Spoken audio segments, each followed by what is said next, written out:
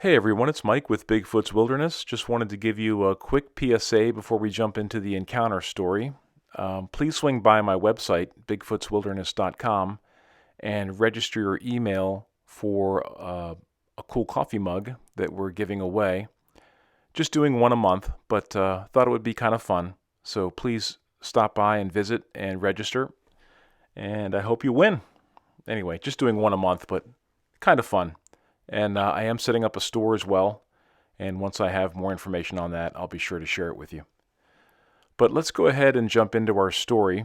The encounter story is called Harper's Ferry Bigfoot.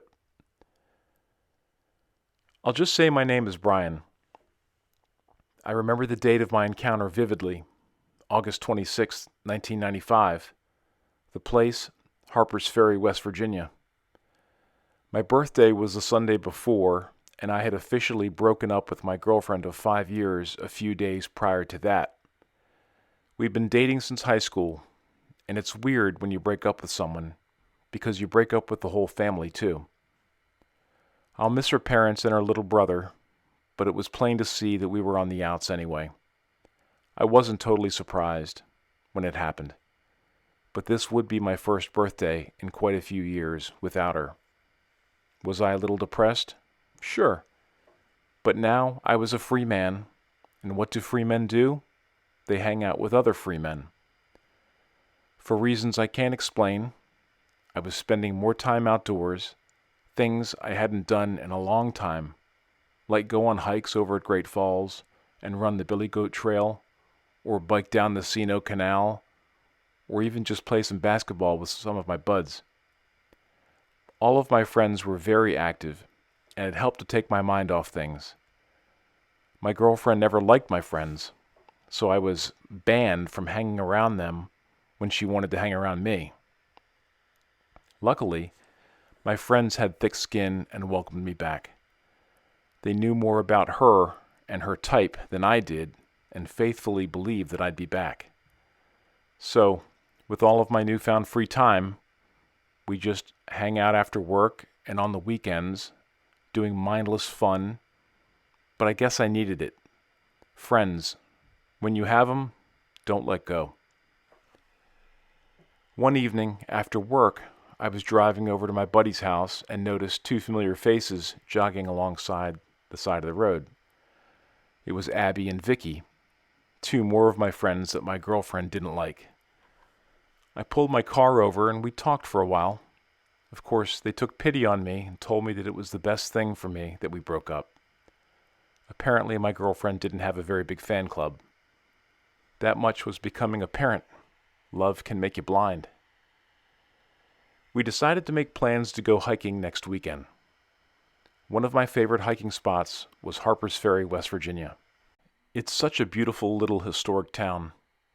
It's unique in that Virginia, West Virginia, and Maryland all intersect there. In the early 1700s, someone had established a ferry to cross the Potomac and Shenandoah rivers, which intersect in front of the town. I believe parts of West Virginia became Virginia, and the British wanted access to the ferry. The town is rich with history leading into the Civil War. We would hike up the Maryland side. I believe it was called Maryland Heights. The mountain was a little more of a challenge than I'd bargained for. I'd swear the incline was at least 45 degrees at times. I read a sign on the way up that Civil War soldiers pulled cannons up this mountain. I remember I was kind of dragging and stepped aside on occasion for a little break. I didn't see many people taking our route. That's when I remember I've kind of shouted, "Phew! This is tougher than I thought." And up ahead and to the left, we all heard a whoop. We looked at each other and chuckled. "What was that?" said Vicky.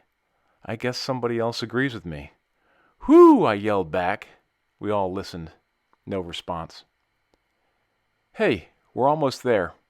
I think it's only a few more minutes until we get to the overlook." "I have to use the bathroom," Abby said.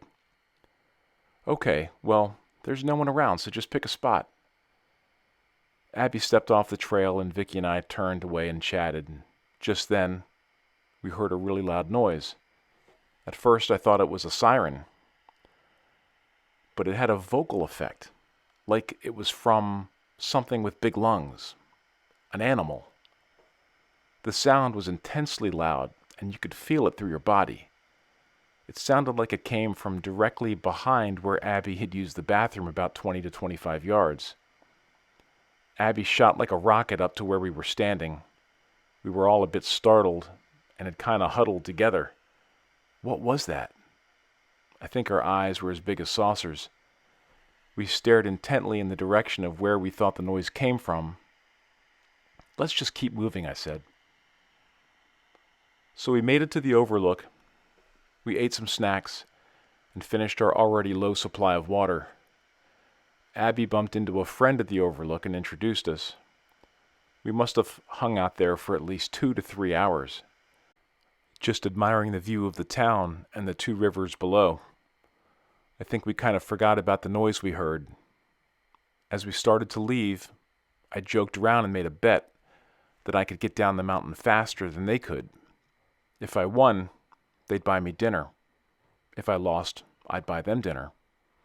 At the bottom of the mountain, there were several refreshment stands, and we'd meet there. I was going to surprise them with drinks and snacks, and we were all parched. Anyway, I'd been up here recently with a group of other friends, but not on the trail I came up with the girls. It was a shortcut off the mountain, and a steep one. They took me up on the bet. Now these girls were in shape. They both were long-distance runners in high school and college, and the trails leading out were downhill. If you recall, I was the only one that complained about the hike up. Are you ready? On your marks, get set, go! They tore off towards the existing trail, and I ran over a ridge. I could faintly see a trail that I was following. It was pretty overgrown, but I was pretty sure I knew where I was going. I was running as fast as a person could run in hiking boots, which was not very fast at all. I was getting pretty tired and wheezing. I had doubts that I'd make it down without breaking my neck. I turned over quite a few rocks and managed to put a nice welt on my shin, and that made me slow down. I was amazed at how my boots were so noisy. You could probably hear me from 100 yards away. I could also feel that thumping you get in your inner ears when your heart rate goes up and you're sucking in a lot of air. Yeah, you guessed it. I'm not a runner. The trail was hard to see, but I was going downhill, so logically, I'm headed in the right direction. Just up ahead of me, on either side of the trail, were thick bushes that kind of made a canopy. I just popped through the other side, I thought. But as I ran towards it, the bushes began to shake, and something gigantic crossed in front of me. "Whoa!" was all I could say. I lost my balance and tried to recover, and slid to a stop. But because of all my forward momentum, my slide was more like a stumble and fall on my butt. I couldn't do much of anything. It locked eyes with me, but with kind of a sideways glance. Its massive body was moving forward, but slightly shifted towards me. It crinkled its nose. It exposed its yellow teeth, and it made a huff as it crossed the trail to the other side. I couldn't believe the size of this thing.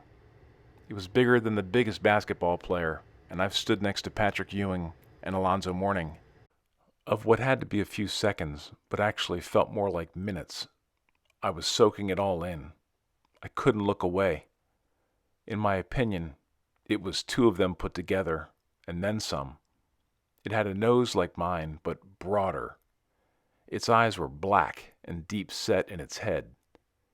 Its skin was also black, and it also had a very ripe smell about it, like a musk mixed with feces and sweat.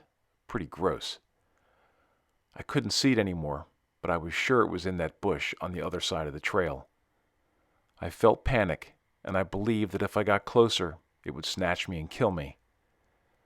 My heart was racing, and it felt like the blood was rushing to my feet. I decided to exit off the trail as I did, but I did it slowly, keeping my eye on the left side of those bushes.